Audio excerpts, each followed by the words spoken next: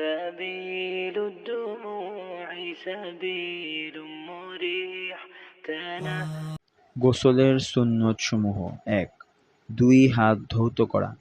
কেননা অন্যান্য অঙ্গ ধৌত করার সময় হাত ব্যবহার করতে হয়, সুতরাং হাতে যদি নাপাকি থাকে তাহলে তা অন্যান্য অঙ্গে লেগে যাওয়ার সম্ভাবনা থাকে।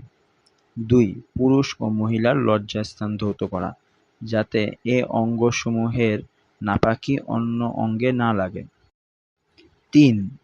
অন্য কোনো অঙ্গে নাপাকি লেগে থাকলে তা ধৌত করে নেওয়া, যাতে পানি প্রবাহের মাধ্যমে নাপাকি অন্য অঙ্গে ছড়িয়ে না পড়ে। ৪. নামাজের অজুর মতো অজু করা, তবে পা ধৌত করবে না। ৫. সমস্ত শরীরে ৩ বার পানি ঢালা। এর মধ্যে প্রথম বার পানি ঢালাটা ফরজ এবং পরবর্তী ২ বার পানি ঢালাটা সুন্নত। শরীরের কোনো একটি স্থানেও যদি এমন থাকে যেখানে পানি প্রবাহিত হয়নি, তাহলে গোসল হবে না, অর্থাৎ ফরজ গোসল আদায় হবে না। ৬. ২ পা ধৌত করা।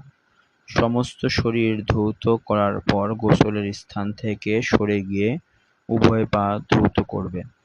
যদি সরে যাওয়ার মতো স্থান না থাকে তাহলে সরার প্রয়োজন নেই, বরং গোসলের স্থানেই পা ধুয়ে নেবে। এ বিষয়টি গোসলখানার অবস্থার ওপর নির্ভরশীল। যদি গোসলের স্থানে এমন কাদা মাটি থাকে যে তার ছিটে এসে কোনো অঙ্গে পড়ার আশঙ্কা আছে, তাহলে সেখানে সতর্কতার সাথে গোসল করতে হবে। ভিডিও ভালো লাগলে লাইক ও সাবস্ক্রাইব করে আমাদের পাশে থাকুন।